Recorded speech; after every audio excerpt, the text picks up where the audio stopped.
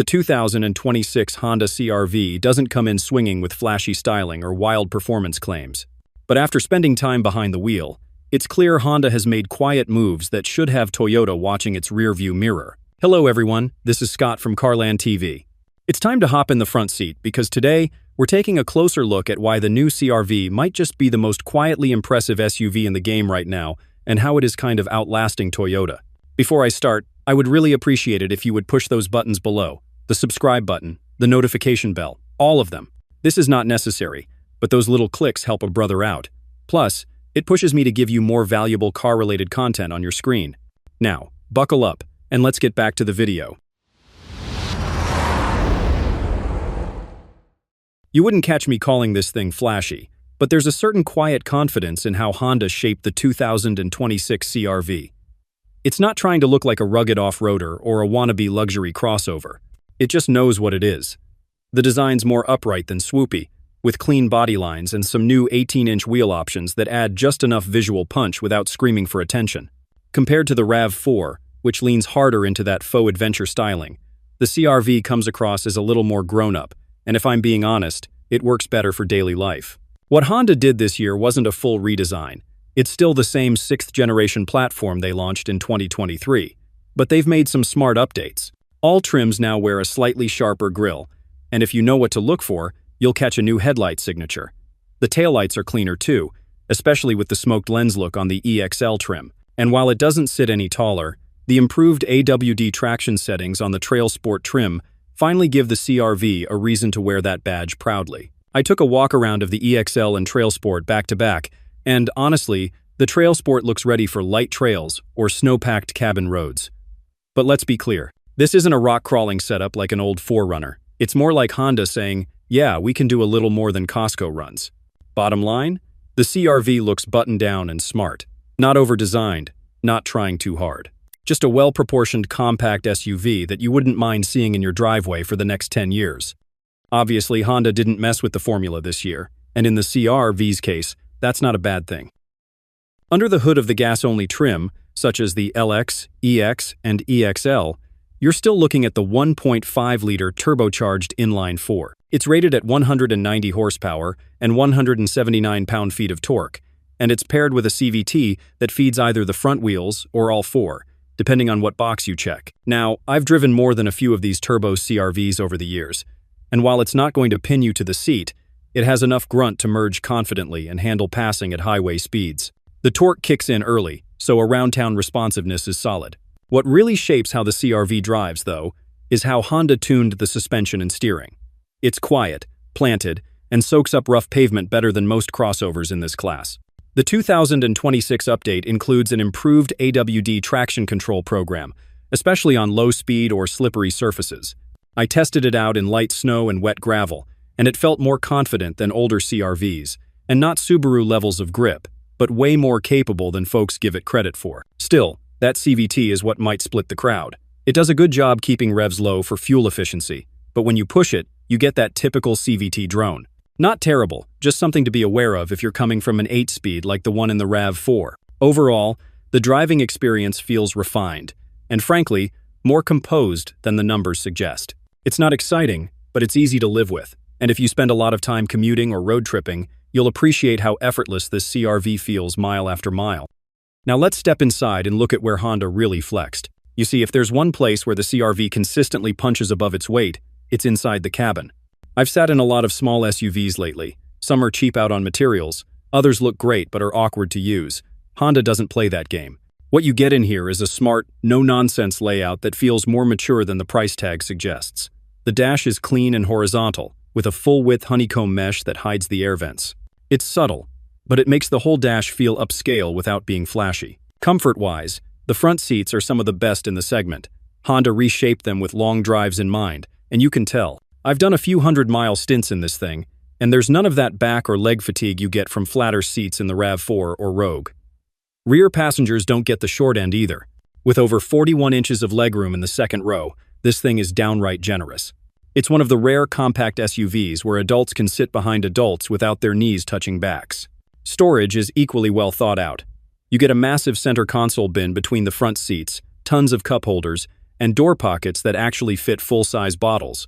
Cargo space behind the second row is 39.3 cubic feet, and with the rear seats down, that stretches out to 76.5. For context, that beats the RAV4 and most of the class. And what I really like is the adjustable load floor. You can drop it lower if you're hauling something tall, or raise it to create a flat floor when the seats are folded. No gimmicks, just real usability. In terms of tech, I can say that Honda finally listened. If you remember the older CR-Vs, the infotainment setup was serviceable at best, and downright dated if you looked too close. But for 2026, every single CR-V trim now comes standard with a 9.0-inch touchscreen. No more tiny 7-inch screen on base models, and that alone makes this update feel like a serious upgrade. It's positioned high on the dash, easy to see without taking your eyes too far off the road, and the interface feels much snappier than what Honda used to run. Wireless Apple CarPlay and Android Auto are standard across the board. Same with the wireless charging pad. I paired up my phone, dropped it on the pad, and didn't have to mess with cords the entire time. That's what modern should feel like. Honda also cleaned up the menu layout. It's simpler now, less menu diving, and way less distracting while driving. Still no Google built-in like Toyota's top trims, but unless you're deep into the Google ecosystem, you're not missing much. Audio-wise, the base LX gets a 4-speaker setup, but by the time you're at the EX and EXL, you're looking at 6 and 8-speaker systems with better wattage. And if you're going hybrid with the Sport Touring trim, you get the full 12-speaker Bose system. I cranked it up on a long drive and it fills the cabin surprisingly well, with real clarity and bass that doesn't distort. Even the gauge cluster gets love. The EXL and hybrid trims now offer a 10.2-inch fully digital display that's clear, clean, and customizable. It shows turn-by-turn directions, AWD torque distribution, and driver assist data all at one glance. So now that Honda has brought its tech up to speed, the question becomes, how safe is it when it's time to deal with traffic, kids, and the chaos of everyday life? Well, if you've followed Honda over the years, you already know safety is one of their calling cards. The 2026 CR-V sticks to that tradition, and honestly, it's one of the most well-equipped small SUVs on the road when it comes to driver assistance. Every CR-V, from the base LX to the fully loaded Sport Touring Hybrid, comes with Honda sensing. That means automatic emergency braking, lane keeping assist, adaptive cruise control, forward collision warning, and traffic sign recognition are all baked in from the start. You're not paying extra just to keep your family safer. On the EX trim and above, you also get blind spot monitoring and rear cross-traffic alert, which are honestly must-haves in today's traffic. I tested it in downtown traffic, and the alerts were fast without being jumpy. Lane centering is included too, and while it won't take the place of full hands-free driving like some luxury brands offer, it does take the edge off during longer drives. Crash ratings have no surprises.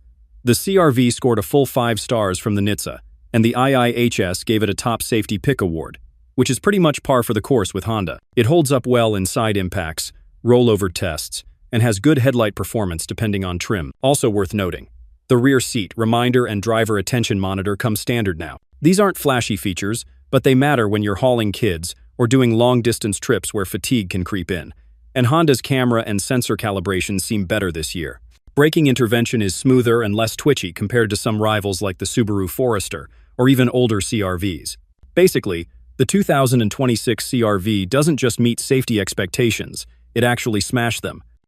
Now, the trims are where the CR-V gets strategic. Honda knows not every buyer wants a hybrid, and not every buyer wants to spend north of 40 grand for a family crossover. So they broke the CR-V lineup into 2 clear branches: gas-only trims and hybrid-only trims.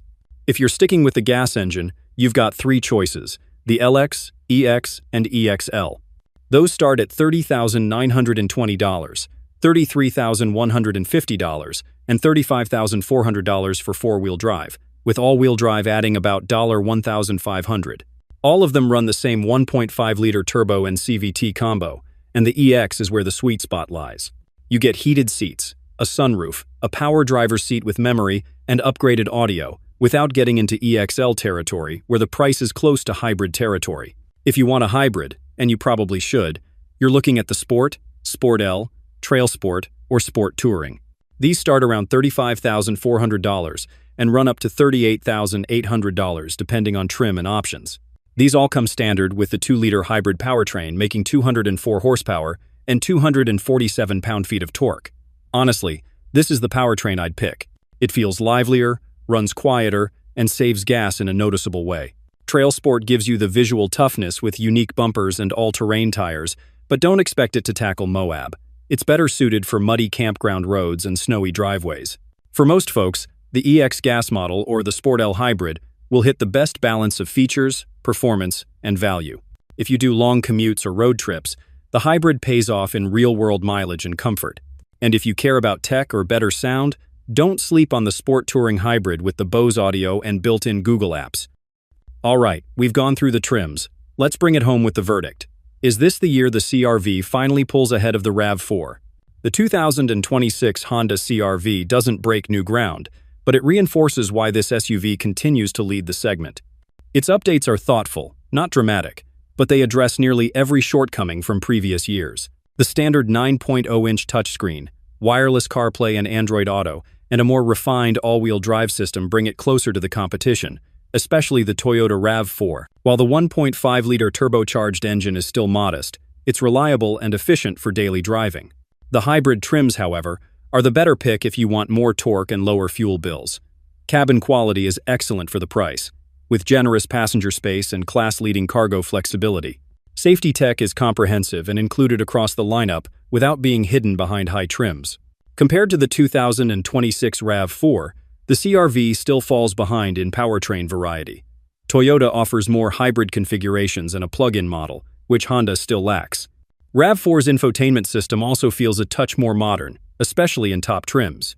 But Honda fights back with better ride comfort, superior rear seat legroom, and a cabin layout that's easier to live with day to day. It's not the most exciting SUV on paper, but it's balanced, refined, and consistent, something many buyers value more than raw horsepower or edgy styling. If you want an SUV that just works, that fades into the background and handles everything well, the CR-V is still one of the smartest choices.